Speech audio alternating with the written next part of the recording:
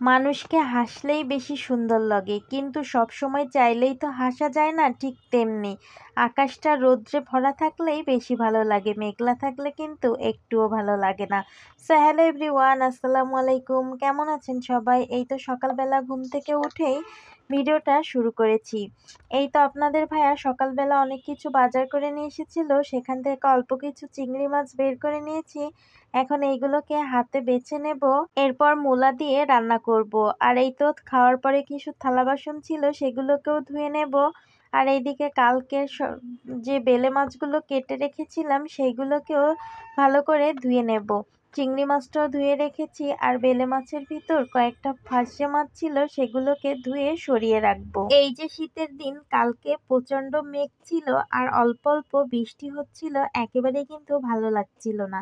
আজকে যখন রোদ উঠেছে খুব ভালো লাগছে।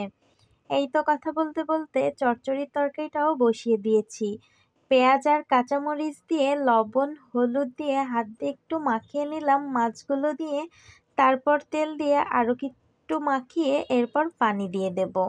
এইভাবে ছোট মাছ চচ্চড়ি করলে অনেক বেশি মজা হয়। পানি দিয়ে তারপর একটা টমেটো কেটে তারপর উপর দিয়ে দিয়ে দেব। এখন ঢাকা দিয়ে রান্না করব। এই তরকারিটা রান্না করতে খুব একটা সময় লাগবে না।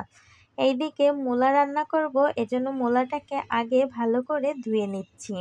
এরপর মূলার তরকারিটাও বসিয়ে দিয়েছি। কাঁচা ঝাল আর পেঁয়াজ দিয়ে চিংড়ি মাছ দিয়ে তেলের ওপর অনেকটা সময় ভাজি করে নিয়েছি। এখন অল্প করে পানি দিয়ে কষানোর জন্য রেখে দেব। তারপর লবণ আর হলুদটা দিয়ে ঢাকা দিয়ে রাখবো। তাহলে মশলাটা ভালো করে যখন কষানো হয়ে যাবে তখনই মূলাগুলো দিয়ে দেব। আর এইদিকে টমেটোর তরকারিটা একেবারে হয়ে গেছে। এখন এই তরকারিটাকেও নামিয়ে ফেলবো। আর এই চচ্চড়িটা ভীষণ মজা হয়েছিল, পেঁয়াজটাও বেশি ছিল, মাছ কিন্তু খুব একটা বেশি না। আর এইদিকে দেখুন মূলার তরকারির মশলাটা এত সুন্দরভাবে কষানো হয়েছে। এখন মূলাগুলো দিয়ে অনেকটা সময় ধরে নাড়াচাড়া করে ভাজা ভাজা করে নেব। তারপর জিরা রসুন বাটাও দিয়ে দিয়েছি। এখন অনেকটা সুন্দর করে মিশিয়ে নেব। তারপর একটু কষানোর জন্য অল্প করে পানি দিয়ে দেব।